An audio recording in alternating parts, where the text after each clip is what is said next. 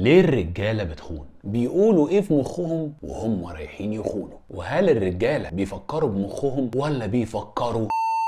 اول نوع اللي حاسس ان في حاجه فايتاه، اكيد في ست احلى، اكيد في حب احلى، اكيد في حضن اوسع. هو دايما حاسس ان ألذ حاجه في الدنيا مش عنده، هي بره. ده عامل زي الواد اللي كان معاك في المدرسه اللي يبقى في ايده سندوتش شاورما ويبص على سندوتش الجبنه بطماطم اللي في ايدك. مش بالضروره خالص يكون بيخون مع واحده احسن من مراته، ممكن تكون اقل منها، بس هو عينه في الجبنه بطماطم. هو مش جعان، هو طفس. عزيزتي المرأة، انت اعظم من التشبيه بالطعام او اي شيء في الدنيا. انت غالية جدا، انت اغلى من اللي قالق. انا بس بحاول اشبهها لك ازاي بعض الرجالة بتشوفها في مخها. في واحد بقى مش بيبقى شايف انه بيخون، هو في دماغه مش بيخون، هو كويس، لا هو مبسوط في بيته وحياته الزوجية جميلة. اسمع خد التقيلة كمان، ده ممكن يكون بيحب مراته بس هو عايز ينزل يلعب، عايز يومين يروح يغير جو ويجي. في دماغه كأنه رايح دريم بارك، يروح يلعب شوية ويجي ويرجع يكمل حياته الزوجية الجميلة مع مراته حبيبته. 40% من الرجالة اللي بتخون قالوا ان هم بيعيشوا حياة زوجية جيدة لجيدة جدا، يعني ما شاء الله عليه مرتب على الدفعة، بس بيحب يطلع ياخد اجازته ويرجع.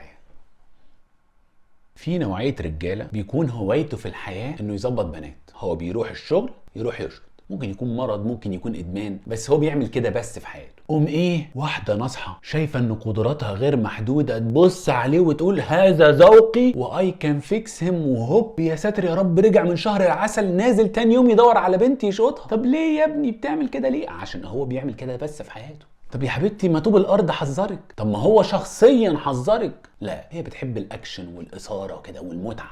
هو الشاب ده في دماغه مقتنع ان البحر مليان سمك، وهو ما شاء الله عليه صياد، هوايه من النوع اللي هو بيصطاد ويرمي السمكه، مش يصطادها وياكلها، لا يصطاد وبعد كده يرميها. انا مش بقلل من قدراتك يا معلم، انت صياد وصياد ماهر، بس اتجوزت ليه؟ ما كنت تكرس حياتك للموضوع وتركز فيه. ليه تجيب سمكه واحده وتقعد تخون فيها وتحسسها ان هي اقل من السمك اللي في البحر كله؟ في اللي بينزل يخون عشان مش عاجباه المدام. طب هي المدام دي جت منين؟ مش انت اللي رحت اخترتها وبكامل قواك العقليه رحت اتجوزتها؟ طب اخترتها ازاي؟ لا هو قال لك انا عايز واحده محترمه جدا مع اني بحب البنات الحرش. طب ما تتجوز واحده حرش ويبقى عندك حرشه في الحلال. لا انا عايز البنت المؤدبه موت اللي مش لوني خالص واروح ادور على الحرشه. ده في دماغه يا صديقي عايش في دور الضحيه طول الوقت. بص انا مراتي عامله ازاي، بص لابسه ازاي، بص شكلها عامل ايه، وكأن هو ملوش دور تماما في الموضوع، انت اللي مختارها. في نوع بقى اللي عايز يحس ان هو مرغوب فيه، ان هو هيرو، ان هو بطل مغوار، قبطان اعالي البحار، اوسم من احمد رمزي، عنفوان جعفر العمدة. بس غالبا في البيت يعني هو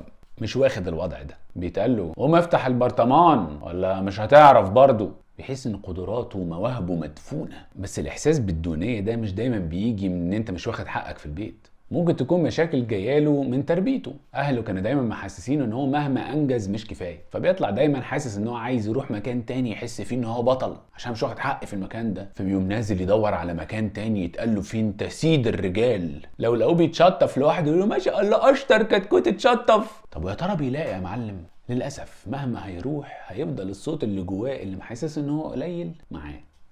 وفي الاخر يا صديقي اللي انا بقوله لك ده مش مبررات، عشان ما فيش تبرير لكسر العقد غير لو مكتوب في الشروط بتاعه العقد. يعني لو مكتوب في شرط في العقد ان شاء الله هبقى اخونك لما ازهق وروح خونها، لكن انت ما قلتش كده يا معلم، هحبك لحد اما اموت. بطلت تحبها قبل ما تموت، انت كداب ليه؟ طيب ما تقولش فور ايفر وانت مش بتاع فور ايفر. هو wants to live forever.